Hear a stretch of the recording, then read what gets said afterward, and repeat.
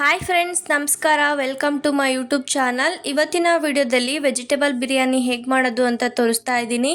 ತುಂಬ ಸ್ಪೈಸಿಯಾಗಿ ಮತ್ತು ತುಂಬ ರುಚಿಯಾಗಿರುತ್ತೆ. ನೀವು ಒಂದ್ಸಲ ಈ ರೀತಿ ಟ್ರೈ ಮಾಡಿ, ನಿಮಗೂ ಕೂಡ ತುಂಬ ಇಷ್ಟ ಆಗುತ್ತೆ. ಹಾಗಾದರೆ ವೆಜಿಟೇಬಲ್ ಬಿರಿಯಾನಿ ಹೇಗೆ ಮಾಡೋದು ಅಂತ ನೋಡೋಣ ಬನ್ನಿ. ಫಸ್ಟ್ ನಾನಿಲ್ಲಿ 1 ಲೋಟ ಆಗೋಷ್ಟು ಬಾಸುಮತಿ ರೈಸ್ನ ಅರ್ಧ ಗಂಟೆ ಮುಂಚೆ ನೆನಾಕಿದ್ದೀನಿ. ನೀವು ಬೇಕಾದರೆ ಸೋನಾ ಮಸೂರಿ ಅಕ್ಕಿಲಿ ಕೂಡ ಮಾಡ್ಕೋಬೋದು. ಇವಾಗ ಒಂದು ಕುಕ್ಕರ್ ತೊಗೊಂಡು ಕುಕ್ಕರ್ ಕಾದ್ಮೇಲೆ 1 ಸ್ಪೂನ್ ಆಗೋಷ್ಟು ತುಪ್ಪ ಹಾಕ್ಕೊಂಡಿದ್ದೀನಿ. ಹಾಗೆ ಸ್ವಲ್ಪ ಎಣ್ಣೆನೂ ಕೂಡ ಹಾಕ್ಕೊಂಡಿದ್ದೀನಿ. ತುಪ್ಪ ಬೇಕು ಅಂದರೆ ಹಾಕ್ಕೊಳ್ಳಿ, ಇಲ್ಲಾಂದರೆ ಸ್ಕಿಪ್ ಮಾಡ್ಕೋಬೋದು. ಎಣ್ಣೆ ಎಲ್ಲ ಕಾದ್ಮೇಲೆ ಚಕ್ಕೆ, ಲವಂಗ ಮತ್ತು ಏಲಕ್ಕಿ, ಮೆಣಸು, ಪಲಾವ್ ಎಲೆ ಇದೆಲ್ಲ ಹಾಕ್ಕೊಂಡಿದ್ದೀನಿ. ಬಿರಿಯಾನಿಗೆಲ್ಲ ಯಾವ್ಯಾವ ಸ್ಪೈಸಸ್ ಯೂಸ್ ಮಾಡ್ತಾರೋ ಅದನ್ನು ಹಾಕ್ಕೋಬೋದು. ಎಲ್ಲ ಸ್ಪೈಸಸ್ನೂ ಹಾಕ್ಕೋಬೇಕು ಅಂತ ಏನಿಲ್ಲ, ನಿಮ್ಮ ಮನೇಲಿ ಯಾವುದೇದಿರುತ್ತೋ ಅದನ್ನು ಹಾಕ್ಕೊಂಡ್ರೆ ಸಾಕಾಗುತ್ತೆ. ಇವಾಗ ಒಂದು ಮೀಡಿಯಮ್ ಸೈಜ್ ಈರುಳ್ಳಿನ ಉದ್ದುದ್ದಕ್ಕೆ ಕಟ್ ಮಾಡಿ ಇಟ್ಕೊಂಡಿದ್ದೆ, ಅದನ್ನು ಹಾಕ್ಕೊಂಡಿದ್ದೀನಿ.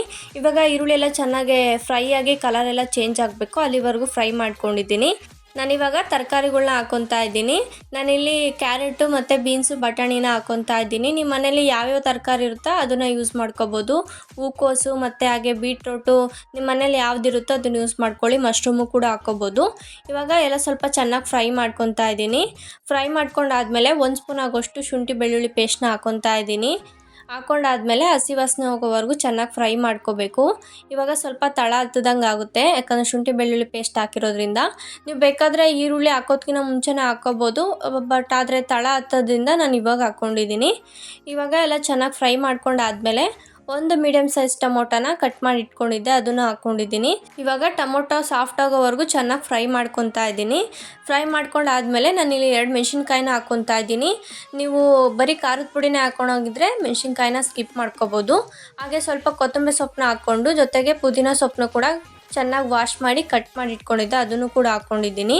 ಹಾಕ್ಕೊಂಡು ಸ್ವಲ್ಪ ಹೊತ್ತು ಫ್ರೈ ಮಾಡ್ಕೋಬೇಕು. ಒಂದು ಸಲ ಫ್ರೈ ಮಾಡ್ಕೊಂಡಾದ್ಮೇಲೆ ನಾನಿಲ್ಲಿ ಆಲೂಗೆಡ್ಡೆನ ಹಾಕ್ಕೊತಾ ಇದ್ದೀನಿ. ನಾನು ಮುಂಚೆ ಹಾಕಿದ್ರೆ ಸ್ವಲ್ಪ ಬೇಗ ಬೆಂದ್ಬಿಡುತ್ತೆ ಅಂತ ಇವಾಗ ಹಾಕ್ಕೊಂಡು ಫ್ರೈ ಮಾಡ್ಕೊತಾ ಇದ್ದೀನಿ. ಇವಾಗ ಎಲ್ಲ ಒಂದು ಸಲ ಮಿಕ್ಸ್ ಮಾಡ್ಕೊತಾ ಇದ್ದೀನಿ. ಮಿಕ್ಸ್ ಮಾಡ್ಕೊಂಡಾದ್ಮೇಲೆ ನಾನಿಲ್ಲಿ ಅರ್ಧ ಸ್ಪೂನ್ ಆಗೋಷ್ಟು ಖಾರದ ಪುಡಿನ ಹಾಕ್ಕೊತಾ ಇದ್ದೀನಿ. ನಾನು ಆಲ್ರೆಡಿ 2 ಮೆಣಸಿನ್ಕಾಯಿನ ಹಾಕಿರೋದ್ರಿಂದ ಅರ್ಧ ಸ್ಪೂನ್ ಆಗೋಷ್ಟು ಹಾಕ್ಕೊಂಡಿದ್ದೀನಿ. ನಿಮಗೆ ಖಾರಕ್ಕೆ ಎಷ್ಟು ಬೇಕೋ ಅಷ್ಟು ನೋಡ್ಕೊಂಡು ಹಾಕ್ಕೊಳ್ಳಿ. ಹಾಗೆ 1/4 ಸ್ಪೂನ್ ಆಗೋಷ್ಟು ಅರಿಶಿನನೂ ಕೂಡ ಹಾಕ್ಕೊಂಡಿದ್ದೀನಿ. ಹಾಗೆ ಅರ್ಧ ಸ್ಪೂನ್ ಆಗೋಷ್ಟು ಬಿರಿಯಾನಿ ಪೌಡರ್ನ ಹಾಕ್ಕೊಂಡಿದ್ದೀನಿ. ಬಿರಿಯಾನಿ ಪೌಡರ್ ಇಲ್ಲ ಅಂದರೆ ಗರಂ ಮಸಾಲ ಒಂದು ಸ್ವಲ್ಪ, ಹಾಗೆ ಧನಿಯಾ ಪೌಡರ್ ಒಂದು ಸ್ವಲ್ಪ ಹಾಕ್ಕೋಬೋದು. ಬಿರಿಯಾನಿ ಪೌಡರ್ ಇದ್ದರೆ ಟೇಸ್ಟ್ ಚೆನ್ನಾಗಿರುತ್ತೆ.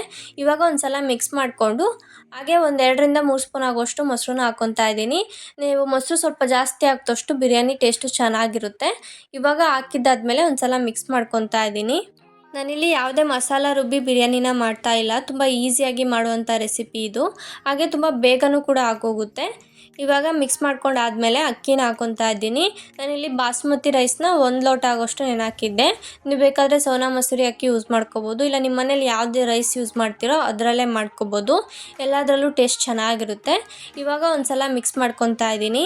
ಹಾಗೆ ನಾನಿಲ್ಲಿ ಪನ್ನೀರ್ನೂ ಕೂಡ ಹಾಕ್ಕೊತಾ ಇದ್ದೀನಿ. ನೀವು ಬೇಕು ಅಂದರೆ ಹಾಕ್ಕೊಳ್ಳಿ, ಇಲ್ಲಾಂದರೆ ಸ್ಕಿಪ್ ಮಾಡ್ಕೋಬೋದು. ನಮ್ಮ ಮನೇಲಿ ಪನ್ನೀರ್ ಇರೋದ್ರಿಂದ ಒಂದು 4-5 ಪೀಸ್ ಆಗೋಷ್ಟು ಕಟ್ ಮಾಡಿ ಹಾಕ್ಕೊಂಡಿದ್ದೀನಿ. ಮುಂಚೆ ಹಾಕಿದರೆ ತುಂಬ ಮಿಕ್ಸ್ ಮಾಡಬೇಕಾದ್ರೆ ಎಲ್ಲ ಸಾಫ್ಟ್ ಆಗಿಬಿಡುತ್ತೆ ಅಂತ ಇವಾಗ ಹಾಕ್ಕೊಂಡು ಮಿಕ್ಸ್ ಮಾಡ್ಕೊತಾ ಇದ್ದೀನಿ. ಇವಾಗ ಮಿಕ್ಸ್ ಮಾಡ್ಕೊಂಡಾದ್ಮೇಲೆ ನೀರನ್ನ ಹಾಕ್ಕೊತಾ ಇದ್ದೀನಿ. ನಾನಿಲ್ಲಿ 1 ಲೋಟ ಆಗೋಷ್ಟು ಅಕ್ಕಿಗೆ 1.5 ಲೋಟ ಆಗೋಷ್ಟು ನೀರನ್ನ ಹಾಕ್ಕೊತಾ ಇದ್ದೀನಿ. ಆಲ್ರೆಡಿ ಅರ್ಧ ಗಂಟೆ ಮುಂಚೆ ನೆನಾಕಿರೋದ್ರಿಂದ 1.5 ಲೋಟ ಆಗೋಷ್ಟು ನೀರು ಹಾಕಿದ್ರೆ ಕರೆಕ್ಟಾಗಿ ಆಗುತ್ತೆ. ಇವಾಗ ಹಾಕಾದ್ಮೇಲೆ ಸ್ವಲ್ಪ ರುಚಿಗೆ ತಕ್ಕಷ್ಟು ಉಪ್ಪು ಹಾಕ್ಕೊಂಡು ಮಿಕ್ಸ್ ಮಾಡ್ಕೊತಾ ಇದ್ದೀನಿ.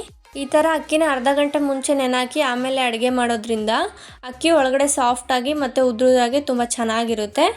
ಇವಾಗ ಮಿಕ್ಸ್ ಮಾಡ್ಕೊಂಡಾದ್ಮೇಲೆ ಕುಕ್ಕರ್ನ ಕ್ಲೋಸ್ ಮಾಡಿಕೊಂಡು 2 ವಿಷಲ್ ಬರೋವರೆಗೂ ಕೂಗಿಸ್ಕೊತಾ ಇದ್ದೀನಿ. ಮೀಡಿಯಮ್ ಫ್ಲೇಮಲ್ಲಿ ಇಟ್ಕೊಂಡು ಮಾಡ್ಕೊಳ್ಳಿ, ಆವಾಗ ಉದ್ರುದ್ರಾಗಿ ಚೆನ್ನಾಗಿರುತ್ತೆ. ಆಮೇಲೆ ಇಮಿಡಿಯೇಟಾಗಿ ತೆಗೆಯೋದಕ್ಕೆ ಹೋಗಬೇಡಿ, ಒಂದು 5 ರಿಂದ 10 ನಿಮಿಷ ಬಿಟ್ಟು ಆಮೇಲೆ ಓಪನ್ ಮಾಡ್ಕೊಳ್ಳಿ. ನೋಡಿ, ಕುಕ್ಕರ್ ಓಪನ್ ಮಾಡಿದ್ದೀನಿ, ಎಷ್ಟು ಚೆನ್ನಾಗಿ ಬಿರಿಯಾನಿ ಆಗಿದೆ ಅಂತ. ಕಲರು ಕೂಡ ತುಂಬ ಚೆನ್ನಾಗಿದೆ. ನೀವು ಮಿಕ್ಸ್ ಮಾಡ್ಕೋಬೇಕಾದ್ರೆ ಫುಲ್ಲು ಮಿಕ್ಸ್ ಮಾಡ್ಕೊಳೋದಕ್ಕೆ ಹೋಗಬೇಡಿ, ಅಕ್ಕಿ ಎಲ್ಲ ಕಟ್ಟಾಗಿ ನುಣ್ಣಗಾಗ್ಬೋದು. ಅದಕ್ಕೆ ಮೇಲ್ಗಡೆನೆ ನಿಧಾನವಾಗಿ ಮಿಕ್ಸ್ ಮಾಡಿಕೊಂಡು ಆಮೇಲೆ ಸರ್ವ್ ಮಾಡ್ಕೊಳ್ಳಿ. ಇವಾಗ ಫೈನಲ್ ಆಗಿ ವೆಜ್ ಬಿರಿಯಾನಿ ರೆಡಿ ಆಗಿದೆ. ನಾನು ಯಾವಾಗ ಮಾಡಿದ್ರು ಆದಷ್ಟು ಇದೇ ಥರನೇ ಮಾಡೋದು. ಮಸಾಲೆ ರುಬ್ಬಿನೂ ಕೂಡ ಮಾಡ್ಬೋದು, ಆ ರೆಸಿಪಿನೂ ಕೂಡ ನಿಮ್ಮ ಜೊತೆ ಶೇರ್ ಮಾಡ್ತೀನಿ. ಈ ರೀತಿ ಒಂದ್ಸಲ ಟ್ರೈ ಮಾಡಿ. ತುಂಬ ಸಿಂಪಲ್ಲಾಗಿ ಮತ್ತು ತುಂಬ ಬೇಗ ಆಗಿ ಮಾಡುವಂಥ ಬಿರಿಯಾನಿ ರೆಸಿಪಿ ಅಂತಲೇ ಹೇಳ್ಬೋದು. ನೀವು ಈ ವೆಜ್ ಬಿರಿಯಾನಿ ಜೊತೆ ರಾಯ್ತಾ ಇಲ್ಲ ಮೊಸರು ಜೊತೆ ತಿನ್ನಿ, ತುಂಬ ಚೆನ್ನಾಗಿರುತ್ತೆ. ಬ್ಯಾಚುಲರ್ಸ್ಗಂತೂ ತುಂಬ ಸುಲಭವಾಗಿ ಮಾಡುವಂಥ ರೆಸಿಪಿ, ಯಾವುದೇ ಮಸಾಲೆ ರುಬ್ದೇ ಈಸಿಯಾಗಿ ಹೇಗೆ ಮಾಡೋದು ಅಂತ ತೋರಿಸಿದ್ದೀನಿ. ತುಂಬ ರುಚಿಯಾಗಿರುತ್ತೆ. ಟ್ರೈ ಮಾಡಿದ್ರೆ ಕಮೆಂಟ್ ಬಾಕ್ಸಲ್ಲಿ ಹೇಗಿತ್ತು ಅಂತ ಕಮೆಂಟ್ ಮಾಡಿ. ಇದೇ ಥರ ವೀಡಿಯೋಸ್ಗೋಸ್ಕರ ನನ್ನ ಚಾನಲ್ನ ಸಬ್ಸ್ಕ್ರೈಬ್ ಮಾಡ್ಕೊಳ್ಳಿ. ಈ ವಿಡಿಯೋ ನಿಮಗೆ ಇಷ್ಟ ಆಗಿದ್ದಲ್ಲಿ ಪ್ಲೀಸ್ ಲೈಕ್ ಮಾಡಿ ಮತ್ತು ಶೇರ್ ಮಾಡಿ. Thank you for watching the video.